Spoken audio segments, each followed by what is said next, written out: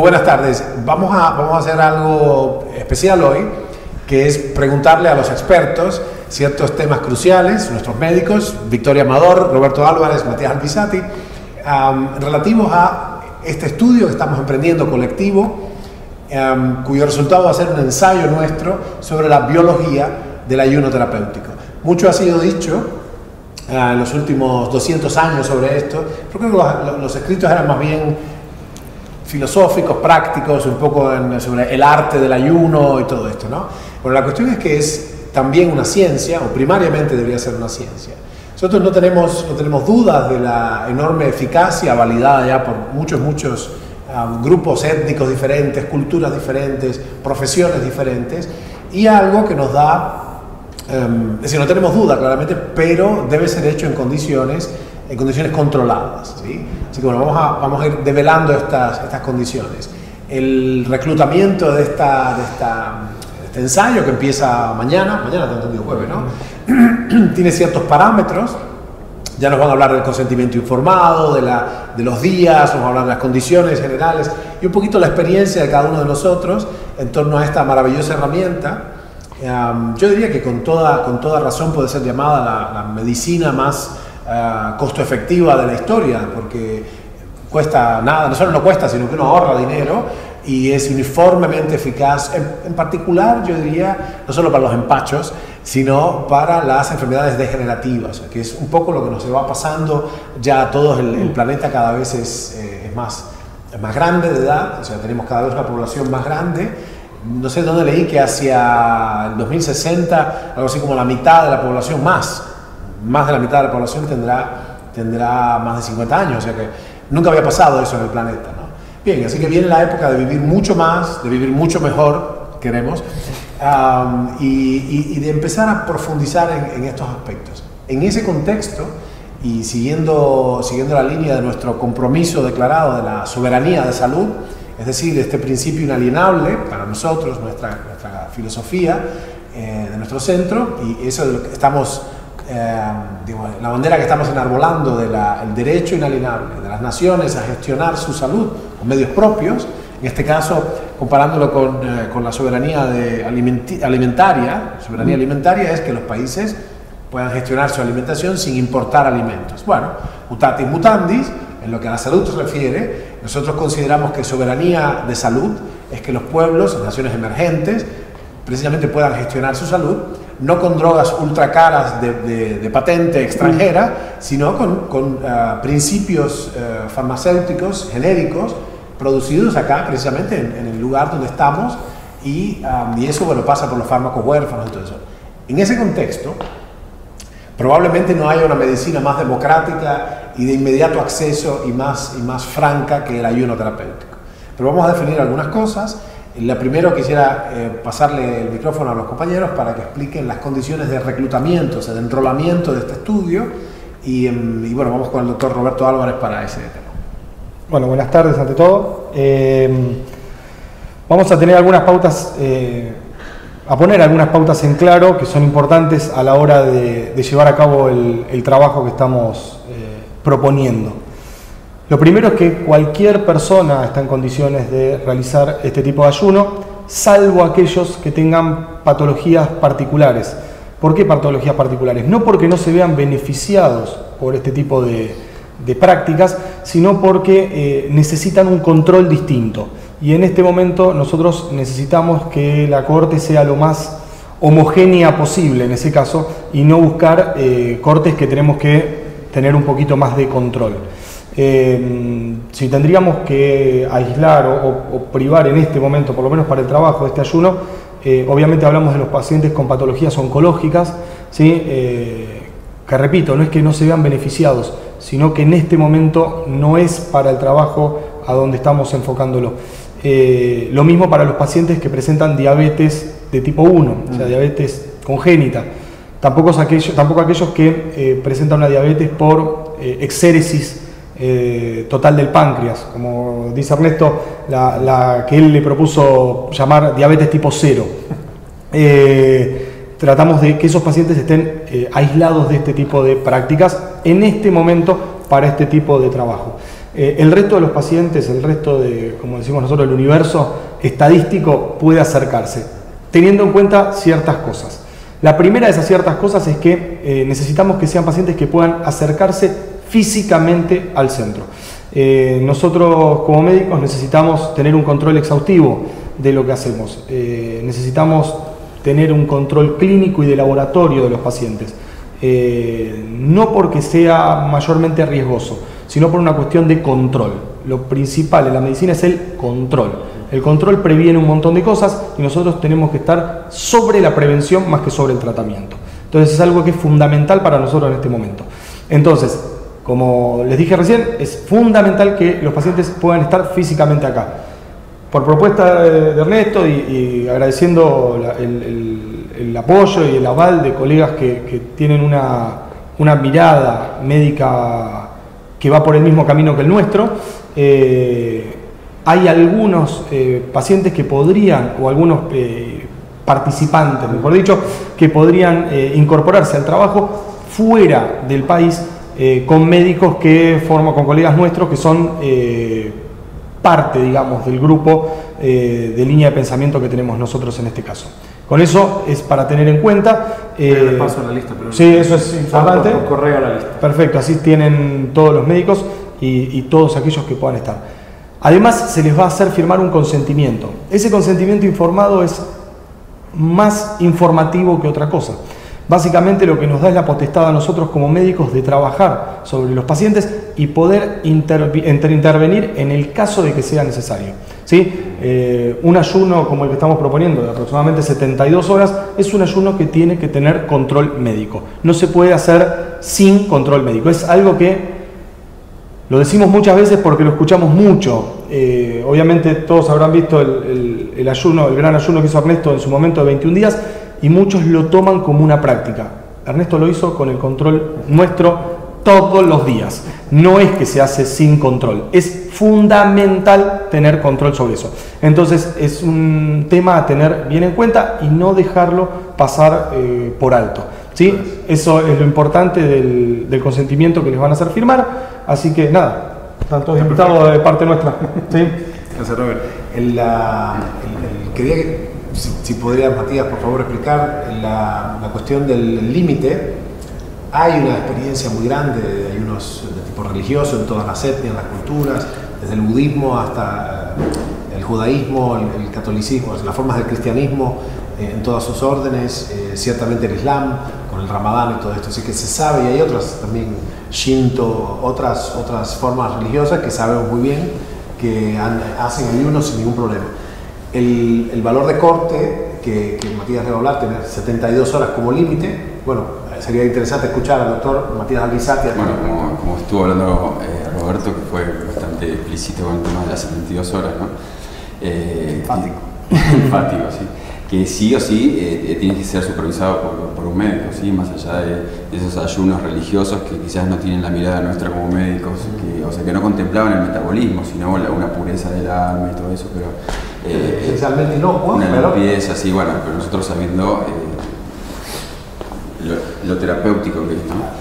Y lo poco rentable que es volviendo al tema, para la farmacéutica y para todo eso. Así que bueno, es una propuesta totalmente económica y con muchos resultados. Claro. Y tú, habíamos definido antes una técnica de... Sorry que es direccional este. No, después habíamos definido una técnica que ahora la podemos ver un poquito más con Matías y después veremos las experiencias de cada uno y todo, ¿no? Pero la técnica del 2x2x, ¿no? ¿Cómo es la técnica? Se van a poder bajar del ayuno cuando ustedes quieran, no es un deporte de alta, ¿cómo se llama? El deporte de alto rendimiento. Claro, esta cosa, los deportes extremos, no hace falta, no es una religión tampoco, es decir, vamos a hacer hay una manera de acostumbrar al cuerpo de agregando ayunos más largos y le va a explicar Matías, es una técnica. Eventualmente, los ayunos de 36 horas se hacen eventualmente sin supervisión, es una tontera, no implica gran cosa. Ya más de 72 horas, como dijo el doctor, necesitan supervisión. No es que vamos a obligar a nadie a no hacerlo, pero para estar enrolados en el estudio tiene que ser bajo supervisión y con el consentimiento informado, o no nos podemos hacer responsables de guiarnos en el proceso. Pero lo interesante es que pasando cierta entrenamiento previo, cierta adaptación, como nos van a explicar, después se pueden hacer ayunos mucho más largos y bueno, ya llegaremos a ese punto, ¿no? Es importante la adaptación, ¿no? Nosotros hacemos acá ayunos sistemáticos de 36 horas semanales, ya como algo incorporado. Pero para la persona que nunca hizo ayunos, es importante esta sistemática de adaptación, de hacer un día de ayuno por 2 y así ir aumentando. Pues se pueden llegar hasta 6 días consecutivos y más, obviamente siempre con supervisión médica. Pero, o sea, la propuesta sería esa, empezar un día por 2 de descanso, así 2 días por 2 de descanso y hasta ir aumentando de a poco sistemáticamente. Sí.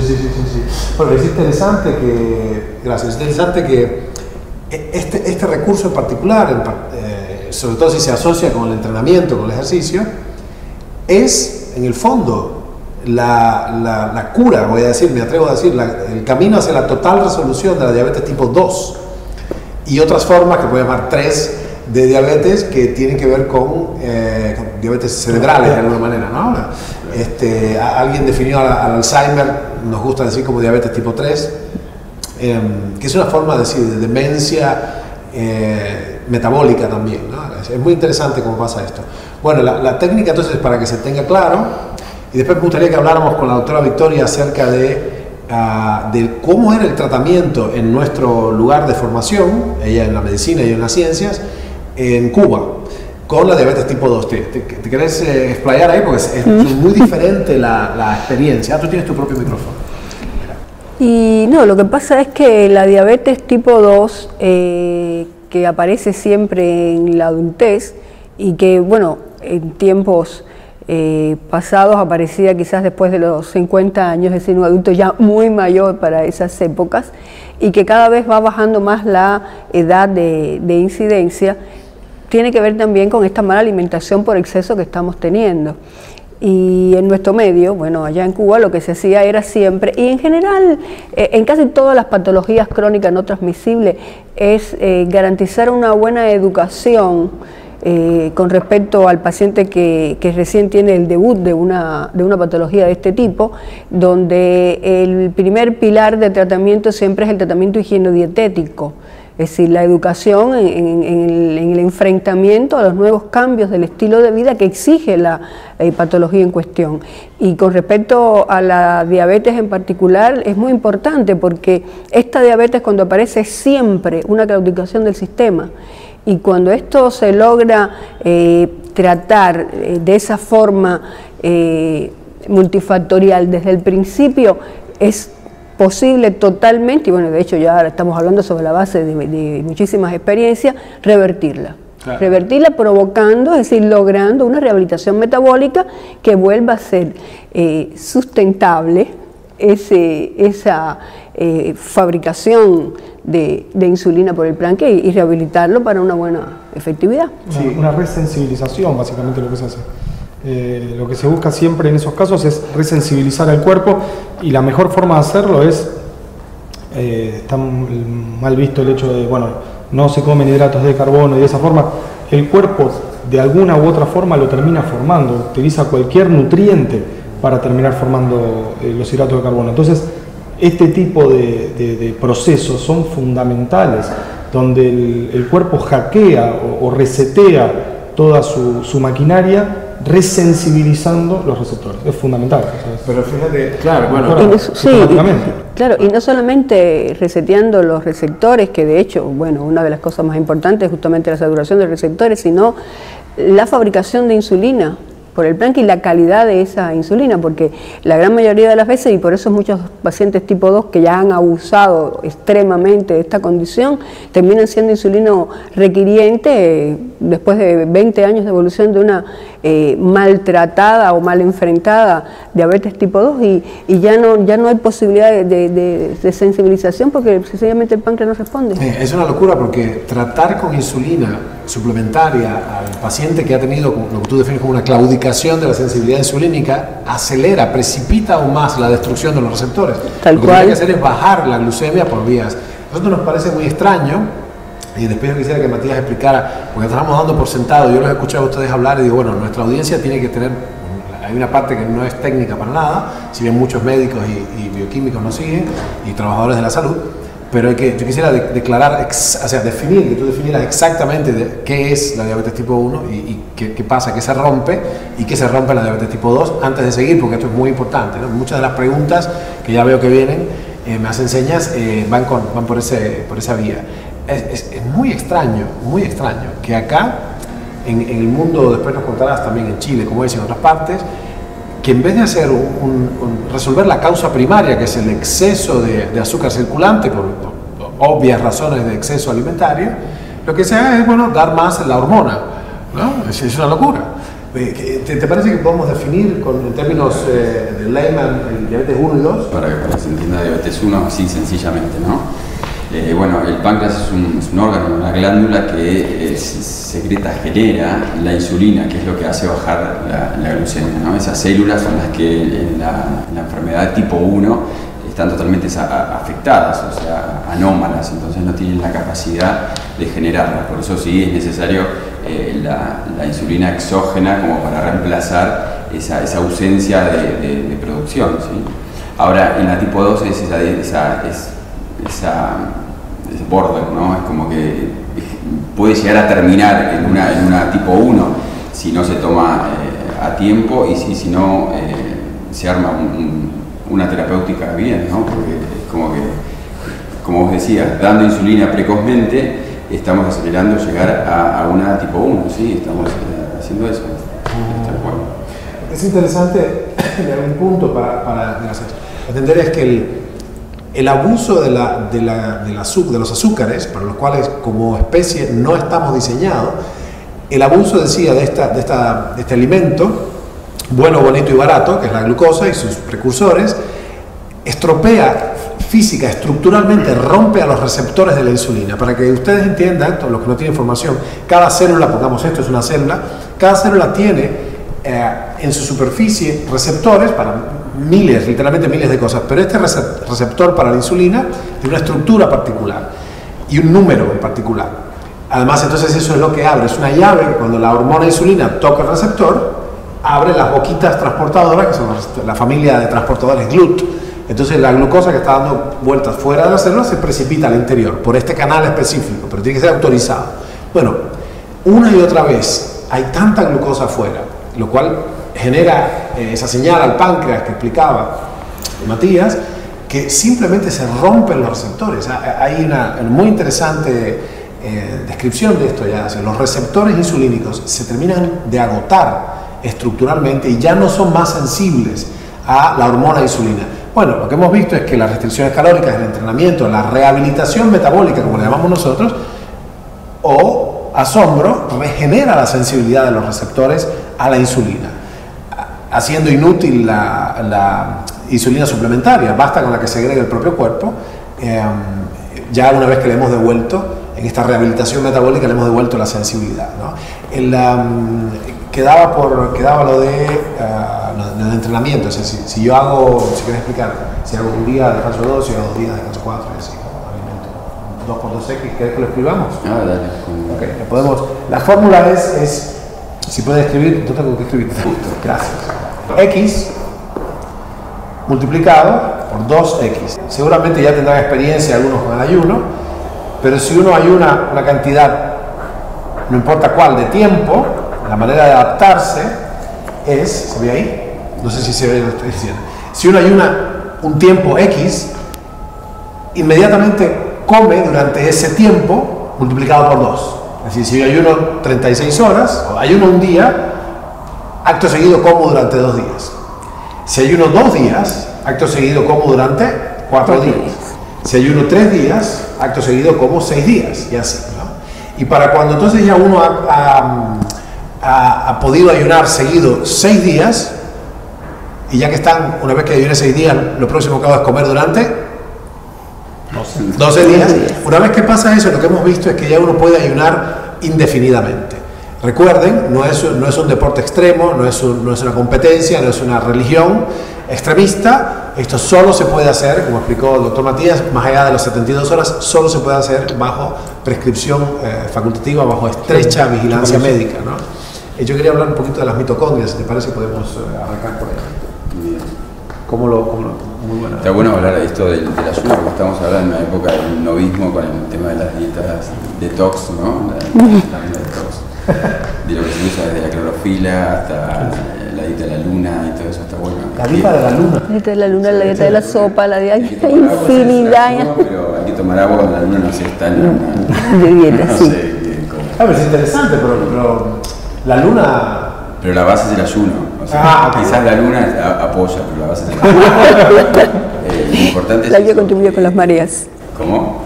La ayuna contribuye con las mareas del apetito, pero Bueno, somos un porcentaje muy grande de agua. De agua. La luna mueve las mareas, el agua. A ver, las menstruaciones están siguiendo el ciclo lunar. No tienen 28 días. El mes lunar tiene 28 días y las menstruaciones tienen un ciclo, qué casualidad, de 28 días, give and take, o sea, poniendo Claro. algunos días más. Y hay una obvia influencia ovulatoria, la floración, claro, los desórdenes. los meses de embarazo. Claro, de los meses de embarazo son 10 meses lunares, justamente, son 280 días técnicamente.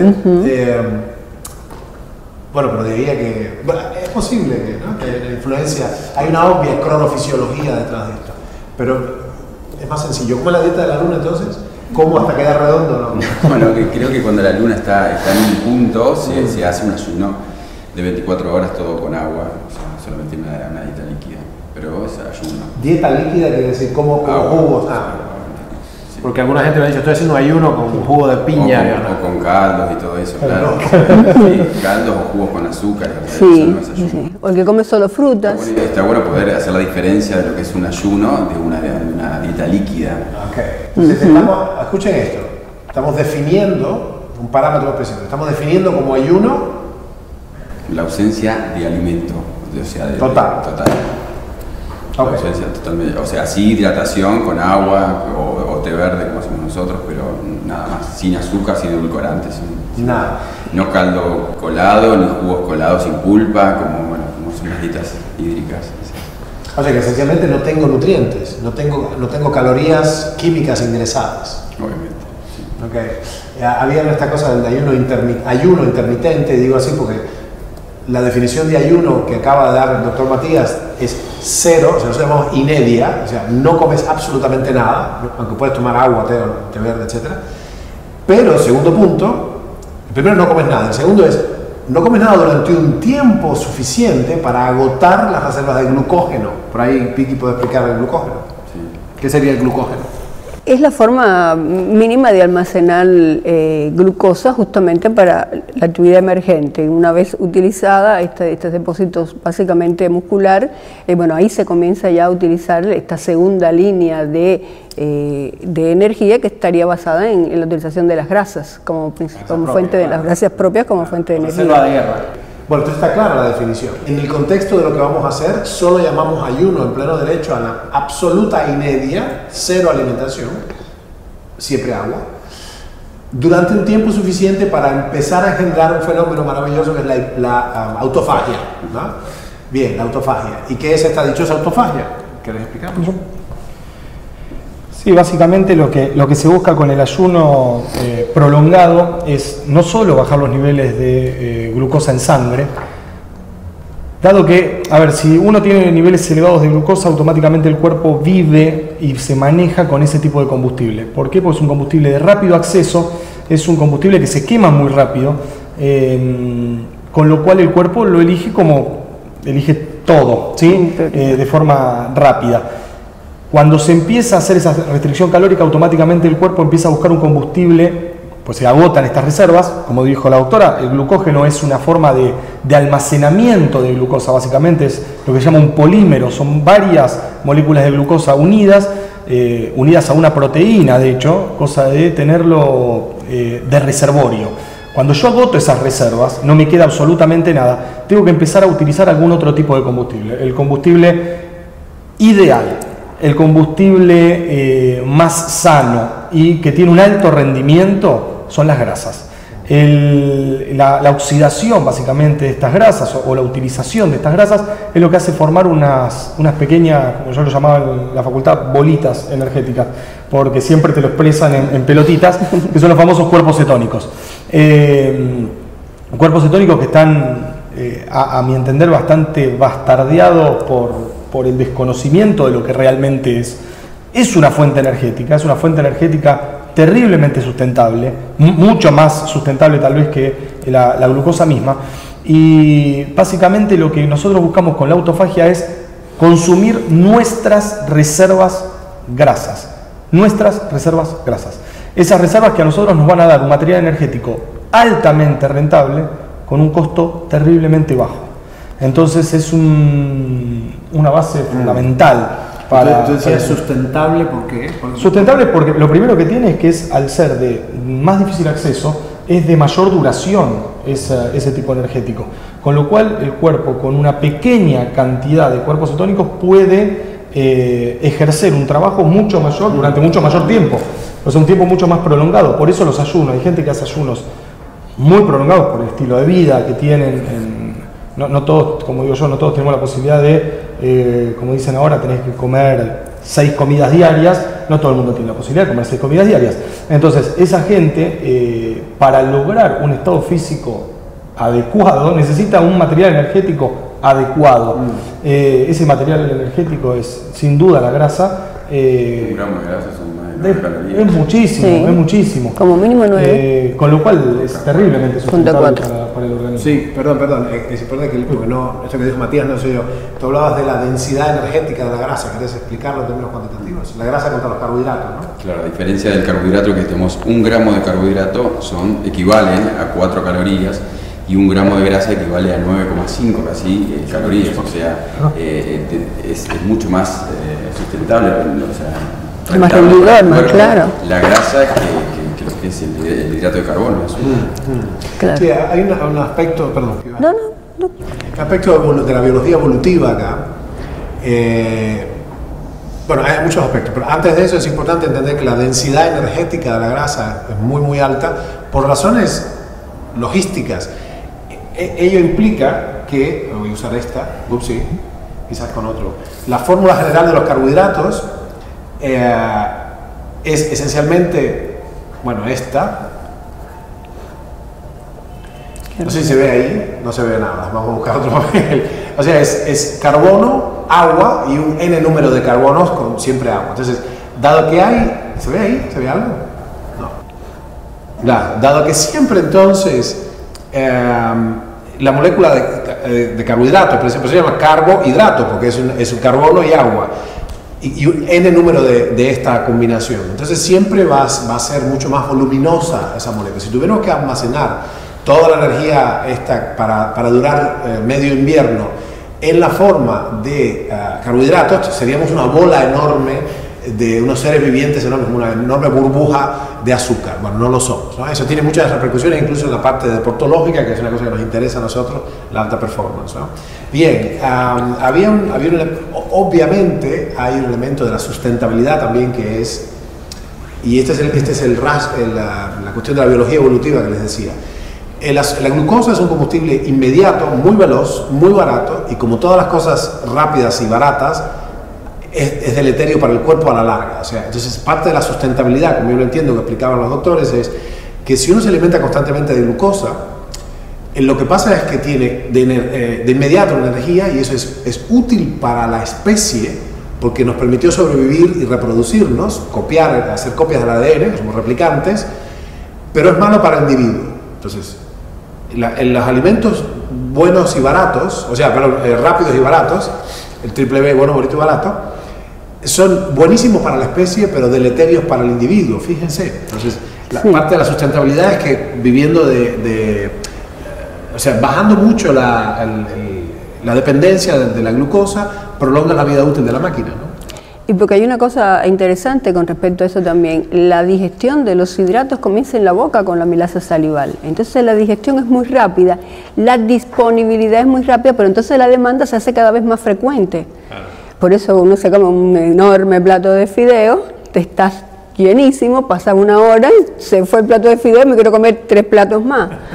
Por eso los Porque fideos finitos, hay un fenómeno fisiológico, que es que ellos pasan doblando por el duodeno, pasan rápido, Tal, pasan claro. rápido, después te dejan con el estómago vacío. después te dan con el estómago vacío. Vaciamiento, Exactamente, entonces la máquina tiene que trabajar más y se gasta más. Acá lo que los doctores insinúan es que la solución de la diabetes, donde supuestamente tengo un problema de baja de azúcar, es que uno directamente no coma ningún azúcar y se mantenga sobre la base de entrenamiento y una alimentación que nosotros llamamos no glucogénica, que no necesariamente es cetogénica, porque nos apresuramos a explicar, como los doctores siempre le dicen a sus pacientes, como una especie de mantra, que es que suprimir los carbohidratos no hace cetogénica la dieta de inmediato, o sea, no se desprende una cosa de la otra. Y esto lo tiene errado todo el mundo, me refiero a profesionales. Suprimir los carbohidratos de la dieta, como sugirió Roberto antes, lo dejó pasar así, pero bueno, tenemos que explicarle a esta audiencia. El hígado de un adulto con una función hepática intacta, automáticamente corre a producir, como dijo Roberto, de cualquier cosa puede producir glucosa por esta inmediatez que tiene como combustible. No es que sea bueno, es que es útil. Las repercusiones no son buenas de la salud general del individuo, del organismo, pero es útil para la supervivencia inmediata. Recuerden, hay una cuestión, esto se llama la teoría del gen egoísta. Lo que es bueno para la especie no necesariamente es bueno para el individuo, ¿no? De hecho, lo más importante no es el individuo, sino los genes que acarrea. Por eso se llama la teoría del gen egoísta. Es como esos autos modernos que cuando chocan se hacen pomada, pero el pasajero, claro, el pasajero se baja indemne. ¿Quién es el pasajero de nosotros? El ADN. Entonces, pareciera ser que la biología está armada en torno a la posibilidad de que se cree la mayor cantidad de copias viables del ADN, independientemente de cómo quede el carrier del ADN, que es el individuo, ¿no? Así que bueno, esto tiene que quedar claro y entender que aún sacando todos los carbohidratos de la dieta, eso no produce para nada cetonemia. Cetonemia es cetonas en sangre. No nos interesa la cetonuria, que se excreta en el cuerpo cetónico de la orina, no nos importa para nada, no nos impacta. Pero bueno, sería interesante, yo quiero hablar de las mitocondrias después, pero si pudiéramos describir técnicamente para nivel de primer grado la autofagia, eso sería importante que insistiéramos en la autofagia. Sí, la autofagia a partir de la deprivación de hidratos. Si bien el organismo tiene 2 fuentes principales de energía, una básicamente en esta línea de hidratos y la otra en las grasas, siempre por esta facilidad de obtener la energía de los hidratos va a preferir en primera línea los hidratos. Y una vez que no haya ya disponibilidad de hidratos y que el hígado ya no pueda conseguir seguir equilibrando este déficit con la gluconeogénesis o la formación de nueva glucosa a partir de esos elementos no glucídicos, va a empezar a utilizar recién ahí a las grasas como fuente de energía. Por eso el individuo que quiere gastar las grasas tiene que justamente deprivar el aporte de energía de origen glucídico. Por eso una dieta para eliminar las famosas dislipemias, sacando las grasas y dejando libre los hidratos, no tiene ninguna repercusión sobre las grasas, porque el hidrato, ¿cómo se acumula el exceso de hidrato? En forma de grasa. Nadie tiene rollitos de fideos en la panza, lo que tiene es grasa. Entonces, ese es un error que hemos estado cometiendo los médicos durante muchísimos años.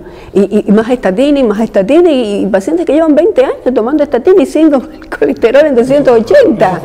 Si se bastardió en algún momento a la grasa, en algún momento. Es el día de hoy que la mayoría de los médicos consideran que el problema del aumento del colesterol es porque el paciente consume grasas animales.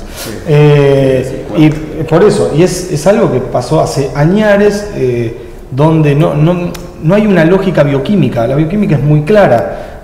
Nosotros tenemos 3 materiales energéticos de corta duración, de mediana duración, de larga duración. Si vos el de corta duración, llámese glucosa, lo sacás del medio, automáticamente las grasas tienen que empezar a quemarse y automáticamente el colesterol, que es un tipo de grasa, tiene que empezar a bajar. Claro. ¿Qué es lo que nos pasa a nosotros muchas veces acá? Vemos pacientes que bajan 100 puntos el colesterol y uno dice, pero están comiendo grasa. Sí, pero no están comiendo hidratos de carbono y están haciendo restricción calórica, con lo cual es bastante claro.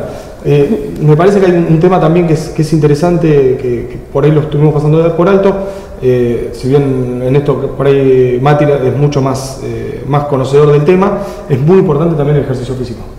Es terriblemente importante el ejercicio físico, porque a veces ayuda a que esa restricción calórica no sea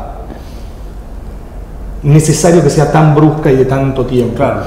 Por ahí nos ayuda mucho más. Aumentar el bueno, gasto. me estoy metiendo en un tema que él es mucho más conocedor que yo, y creo que es muy rentable y muy útil para la economía del organismo, ¿no? Por favor.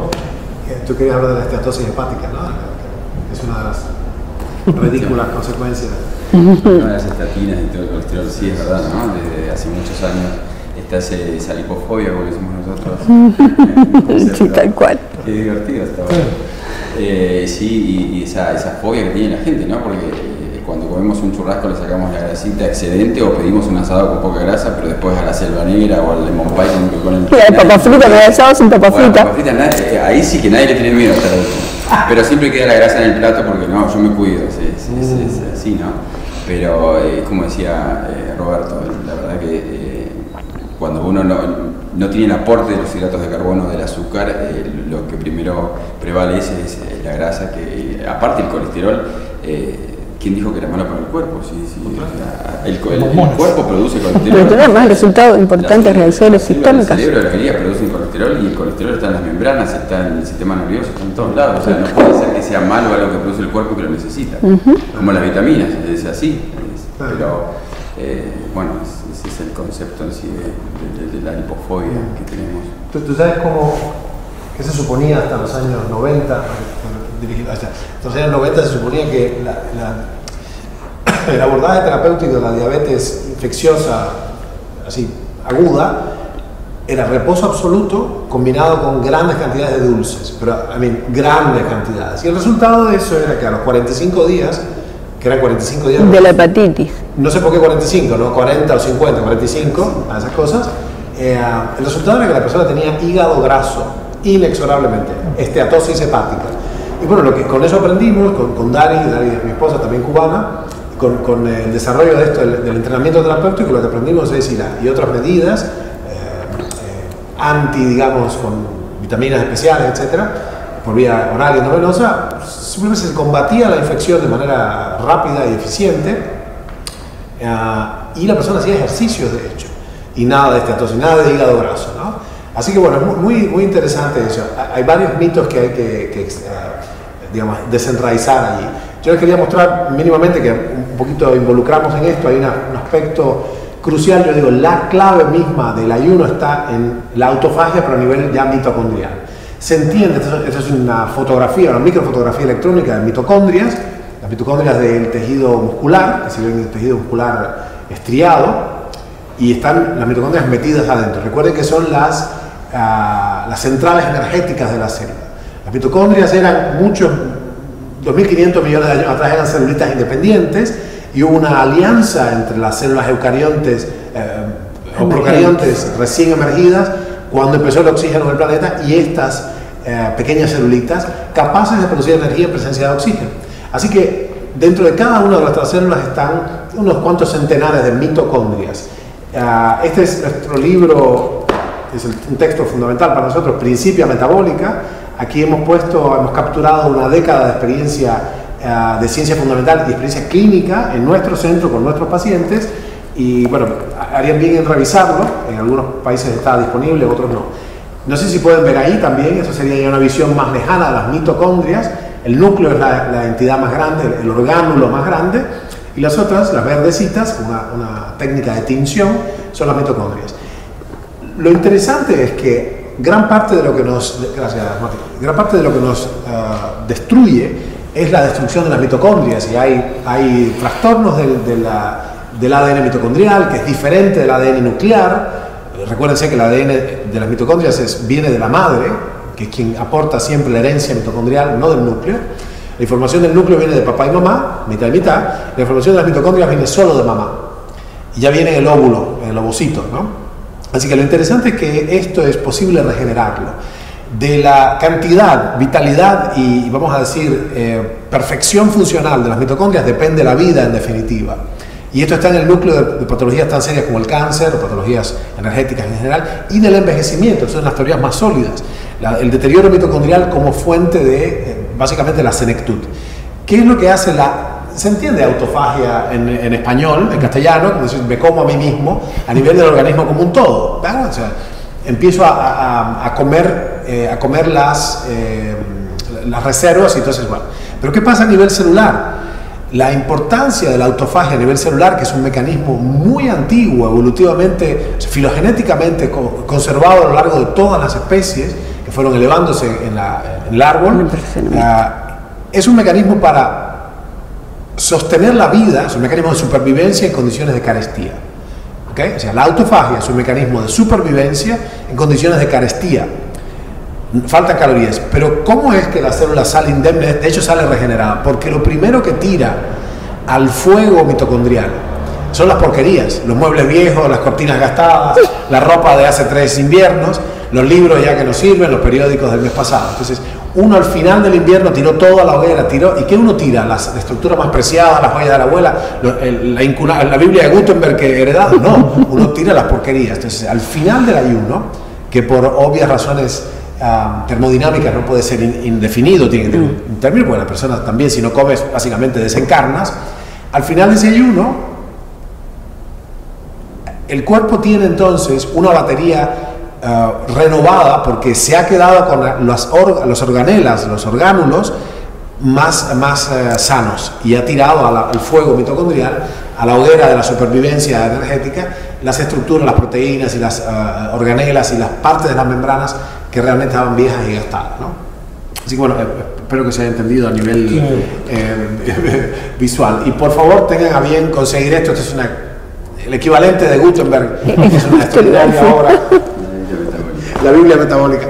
Bueno, es importante para quienes practican la medicina biológica en general, y en general para todas las personas que quieren desarrollar su visión de una nueva medicina basada en la evidencia,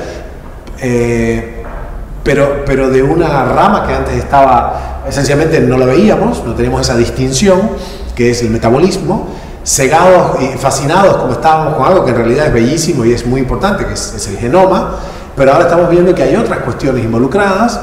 Hace poco hemos puesto un blog sobre epigenómica, precisamente, y es muy interesante al respecto de entender que cada una de las células tan diferentes de nuestro cuerpo tienen el mismo ADN. Las células del hígado, los hepatocitos, tienen el mismo ADN que las células de la retina, que las neuronas, que las células de la piel. ¿Y cómo es que son tan diferentes? ¿Por qué es que son tan diferentes? Bueno, se ve que hay una instancia que no está contenida en el código genético, una instancia por encima de, sobre los genes, por eso se llama epi, del griego epi, por encima de, donde se corta el bacalao. Es decir, es por sobre los genes que se decide cuál se va a silenciar y cuál se va a sobreexpresar, y que define en definitiva el fenotipo. El fenotipo lo define eventos epigenómicos, no la retahíla de información. La diferenciación celular. Claro, que en resumidas cuentas el núcleo, que es quien contiene esta larguísima molécula en la forma de los cromosomas, el núcleo es un reservorio pasivo de información genética. Es un reservorio pasivo. ¿Quién va a definir lo que se expresa y lo que se silencia? Es lo epigenético, lo que está por encima. Bueno, resulta que esto que les hemos planteado hoy, ahora sí que hay unas preguntas ahí acumuladas y vamos a verlas, esto que les hemos planteado hoy es una forma de control epigenómico. Es decir, gracias al ayuno terapéutico que podemos, ya se ha visto que impacta en la transcripción, impacta en el fenotipo, y fíjense qué interesante, si uno hace muy bien las cosas, los cambios epigenéticos pueden ser heredados. Es decir, se produce un cambio fenotípico, no genotípico, heredable, que no pasa por un cambio de la secuencia del ADN. Sí. Muy interesante, ¿no? Es una gran responsabilidad para nuestra descendencia también, porque también le podemos pasar una porquería. O sea, si vivimos constantemente golpeando, puede que haya una degeneración hecho fenotípica, porque estamos haciendo los estímulos equivocados, ¿no?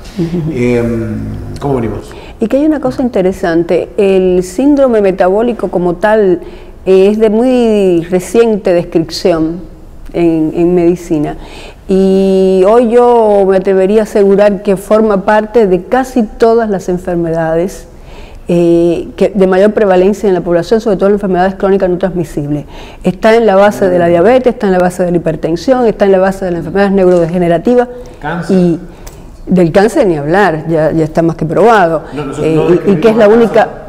El síndrome oncometabólico, ¿no? Y que no hay, está más que demostrado que no hay síndrome oncológico que no esté justamente como resultado de un previo síndrome metabólico, claro, que es lo que provoca justamente ese, yo un poco lo relaciono al transmitirse a los pacientes con esa espasticidad que produce el azúcar cuando uno se llena las manos de almíbar, y me imagino esa misma condición traducida a los vasos sanguíneos, a todo el sistema que está justamente asistido por esos vasos sanguíneos, llámese cerebro, llámese hígado, llámese pulmón, llámese...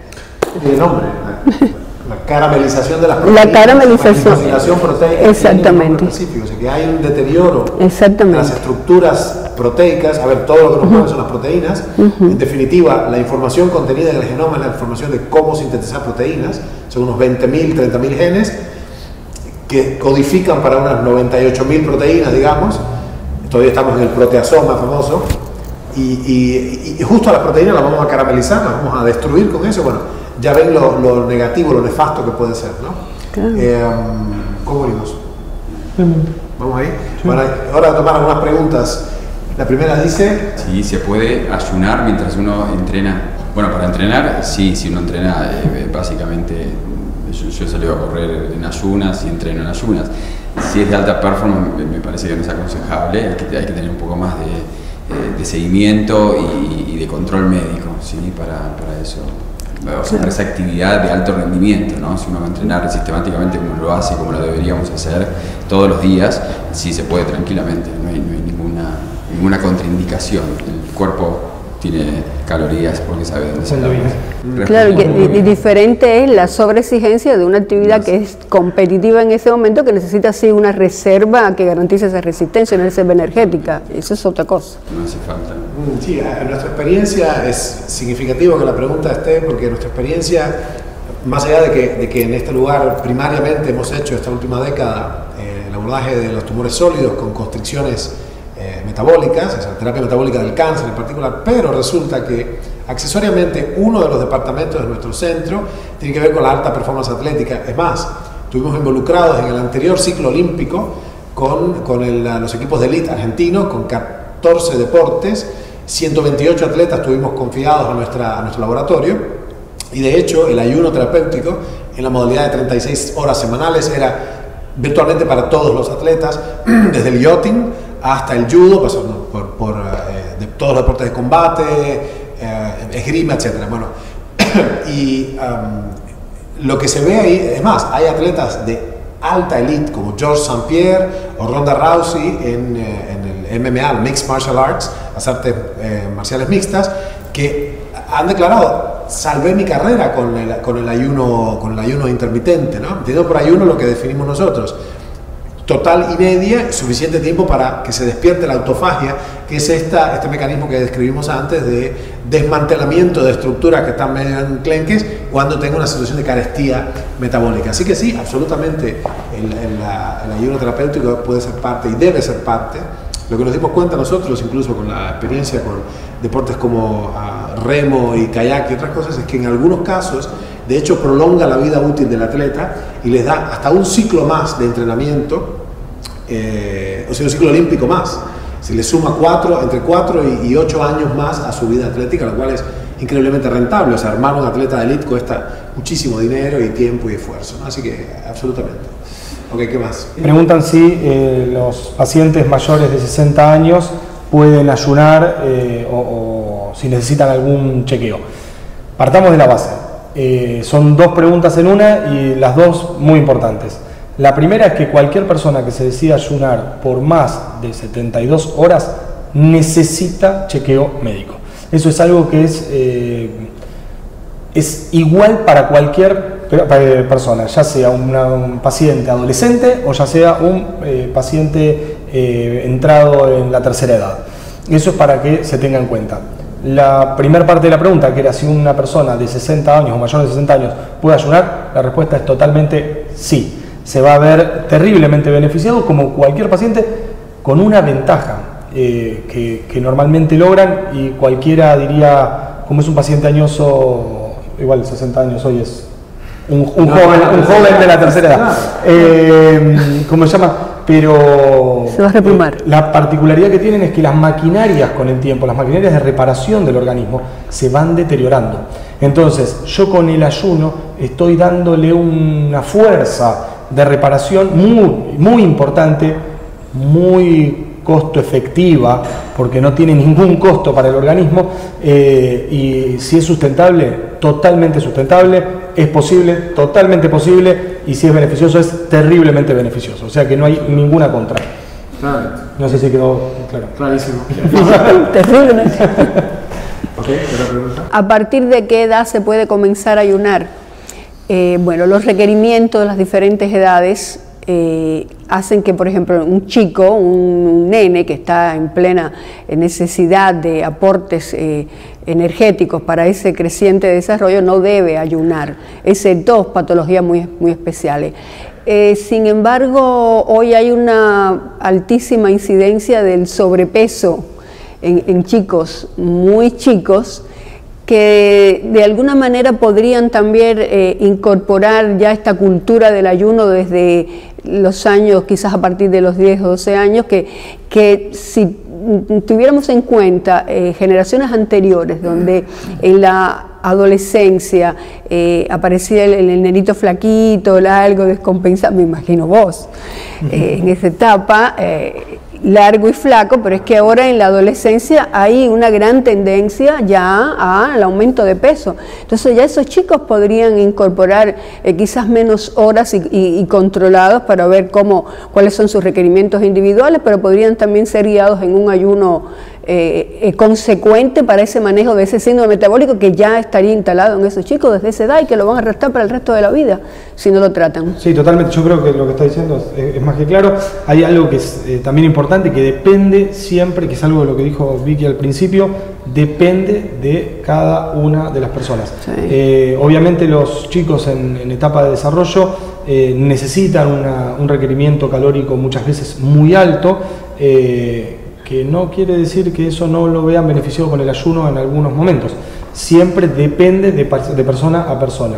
Si la pregunta es ¿desde qué edad se puede ayunar? ¿Desde qué edad es? Desde cualquiera, básicamente. Es dependiendo del requerimiento que tengan, ¿sí? Ahora, si estamos hablando de un paciente que no tiene ninguna complicación, tal vez en el paciente pediátrico no sea una necesidad si no tiene una patología de base.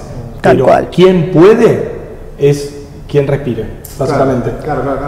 Sí, es interesante que los experimentos de restricción calórica, que son, ya que estamos, lo decimos, la única herramienta realmente robusta, repetible en todas las especies, desde las más elementales, unicelulares, a las más complejas, como el mono rhesus, ha sido la única herramienta predecible para prolongar la vida sustancialmente, la longevidad máxima de los individuos.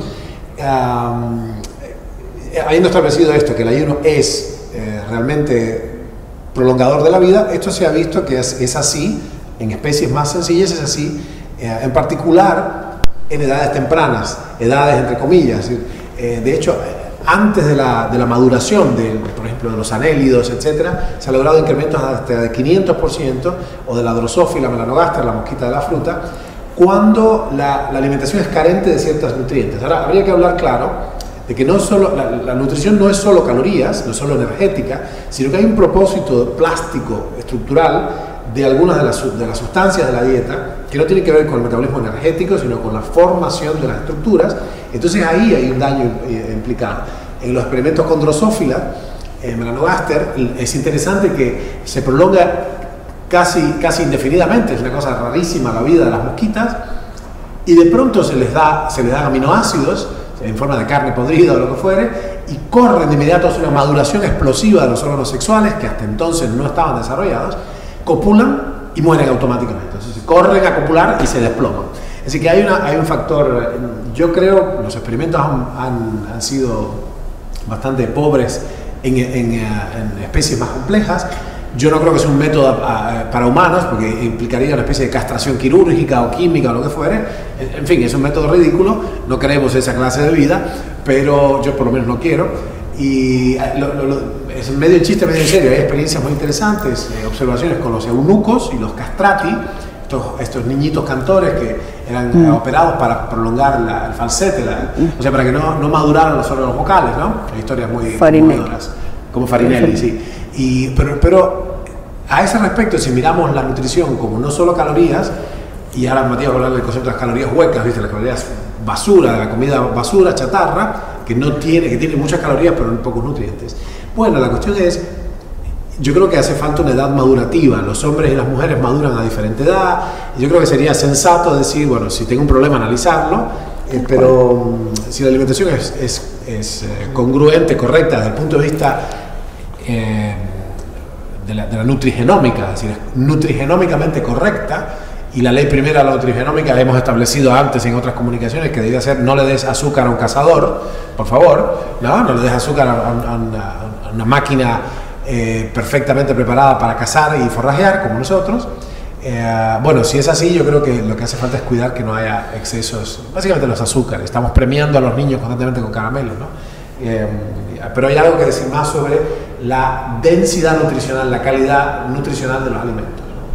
De las calorías huecas, sí, de la alimentación occidental que tenemos hoy, ¿no? De los azúcares y los hidratos de carbono. Hasta hace un tiempo se usaba la caloría, se ponían los envases, menos calorías, más calorías, como que nos regíamos de eso, ¿no? Ninguno hizo hincapié en lo que es la nutrición, ¿no? Lo que es el valor nutricional que tienen las cosas, ¿no? Sí. Pero bueno, hoy en día los niños están comiendo, la verdad que calorías huecas, en las escuelas, en las meriendas, en todo lo que se trae, ¿no? La mayoría de la ingesta diaria.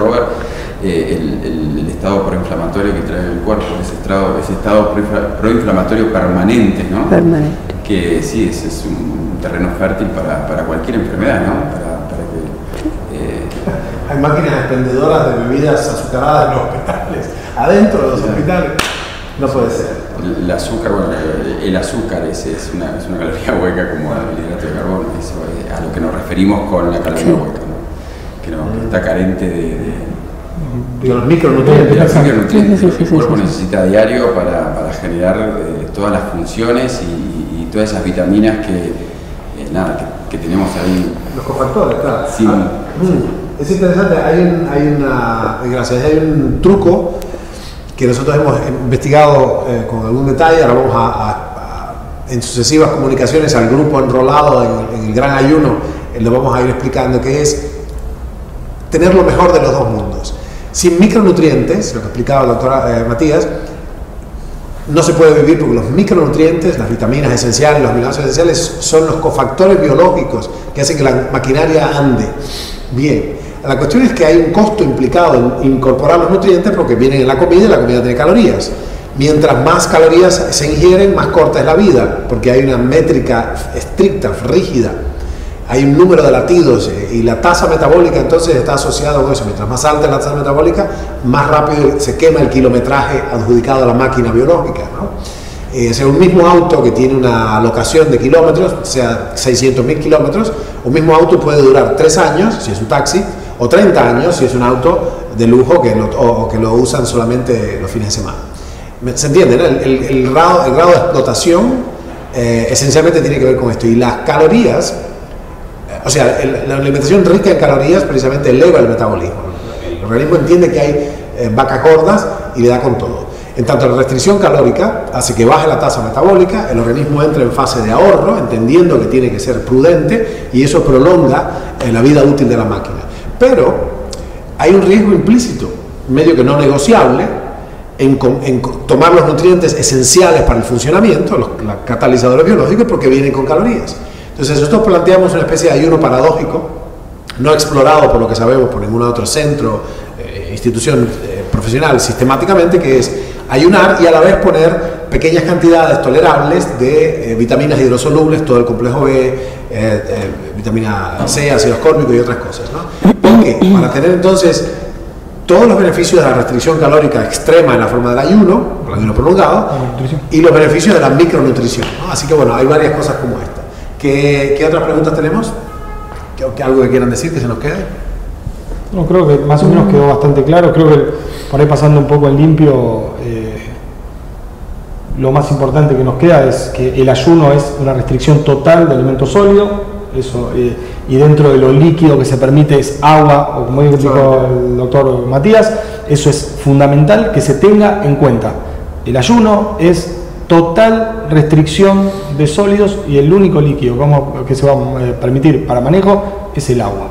El ejercicio físico en esos casos es posible realizarlo, siempre bien controlado, que el control médico tiene que ser exhaustivo en esos casos, o sea, nosotros tenemos que conocer toda la sintomatología del paciente para saber qué hacer en cada una de las situaciones. Eso creo que es el punto importante, entender que cada organismo responde de forma distinta en estos ayunos. Hay pacientes que con muy pocas horas de ayuno ya empiezan e ingresan en la autofagia sin importar ni la tasa, o sea, importando la tasa metabólica, pero sin importar la estructura corporal que tengan, el sobrepeso, absolutamente es independiente de todo eso. La única dependencia es de la biología del cuerpo humano, y cada cuerpo humano es distinto. Entonces, la autofagia no hay un tiempo determinado para lograrlo, cada uno lo va a llevar a cabo. Creo que es muy importante el tema de entender que el ayuno que estamos proponiendo en este caso es un ayuno, vamos a llamarlo de 2 en 2, que es hacer siempre duplicando la alimentación posterior al ayuno, y creo que más o menos tenemos un paneo general de todo, de lo importante. Obviamente después es interesante si pueden escuchar todo, por el tema de que se tocaron temas muy importantes que normalmente no se hablan, como el tema de calorías vacías, como el tema de cómo manejar realmente las enfermedades metabólicas, que creo que es la base fundamental de todo. Sí, claro. Yo quería agregar, porque esta pregunta surge mucho, si puedo entrenar o no. Absolutamente hay que seguir, puedo trabajar, absolutamente. De hecho, fíjense, pensémoslo desde el punto de vista de la biología evolutiva. Si no estuviéramos diseñados, capacitados para seguir performando físicamente en condiciones de inanición, nos habríamos extinguido como especie. Simplemente porque lo más infrecuente precisamente era tener varias comidas seguidas. Había que salir a pelearla de comida en comida, de presa en presa. Nosotros hemos vivido con los cazadores inuit, con los esquimales, una serie de años atrás, en el 2012 y 2013. Esta experiencia está resumida en el libro, en el documental Cáncer y Civilización, y bueno, hay notas en los libros también. Y eso lo vimos, lo sufrimos de hecho. Tienes que hacer unas 3, 4 partidas de caza infructuosas para lograr cazar concretamente algo, así que muchas veces pasas de largo, y gracias a Dios por los genes ahorradores, porque si no, no tendríamos con qué sostenernos. Así, absolutamente se puede entrenar, o no habríamos existido, no habríamos sostenido como especie la posibilidad de las hambrunas, las heladas, imagínense, no. Y algo más tenía que decir, que no sé qué era, no me acuerdo más. Era algo más o menos. Sí, está todo. Bueno, gente, muchísimas gracias por las preguntas, por la atención, y nos vemos pronto. Mañana es la primera reunión de reclutamiento a las 3 de la tarde en el centro. Después hay otra reunión más en Buenos Aires para hacer, en una hora post-laboral, ya la avisaremos con tiempo, y las personas que están en Santiago de Chile, en Lima, en Barcelona, en Madrid, vamos a ir, en Tenerife, vamos a ir pasando una lista de los colegas médicos, de los compañeros, que son amigos nuestros, para que tengan un lugar al que acudir, levantar la historia clínica y firmar el consentimiento informado, que es el requisito primario para enrolarse en el estudio de los factores de la biología del ayuno terapéutico. Bueno, gracias gente, buenas tardes. Gracias.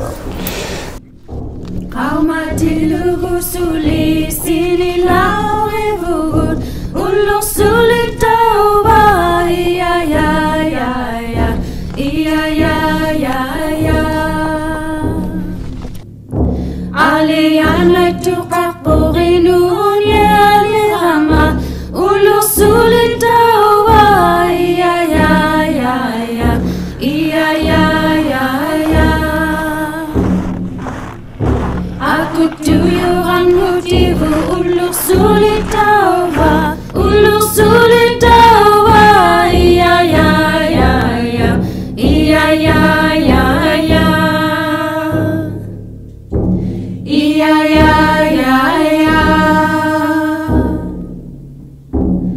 Y ya, ya.